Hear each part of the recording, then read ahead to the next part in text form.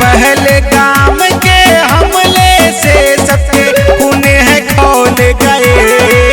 तुम 26 मारे थे, हम 2600 को मारेंगे। तुम 26 मारे थे, हम 2600 को मारेंगे। भारत के सपूतों हिम्मत दिखाए जाओ, भारत के सपूतों हिम्मत दिखाए जाओ। दुनिया के दिल पे अपना सिक्का बिठाए जाओ, दुनिया के दिल पे अपना सिक्का बिठाए जाओ।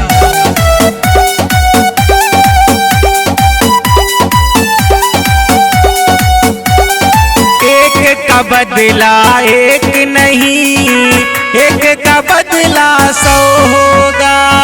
एक का बदला एक नहीं, एक का बदला 100 होगा।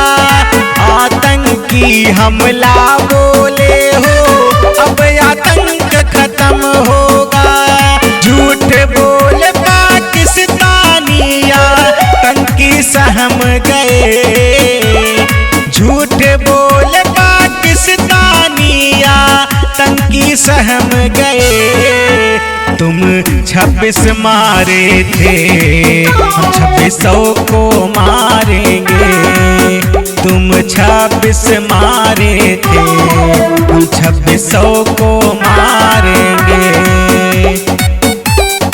ना पूछो जमाने से कि क्या हमारी कहानी है, ना पूछो जमाने से कि क्या हमारी कहानी है। हमारी पहचान तो यही है, हमारी पहचान तो यही है कि बस हम हिंदुस्तानी हैं, कि बस हम हिंदुस्तानी हैं। मिशन सिंदूर खत्म हुआ, अब बरमाला की बारी है। मिशन सिंदूर खत्म हुआ, अब बरमाला की बारी है। आर्मी के जवान सब गए, आतंकियों को मारे हैं। ठान लिया भारत अब भागो, ठान लिया भारत अब भागो। आर्मी आग भये, आर्मी आग भये।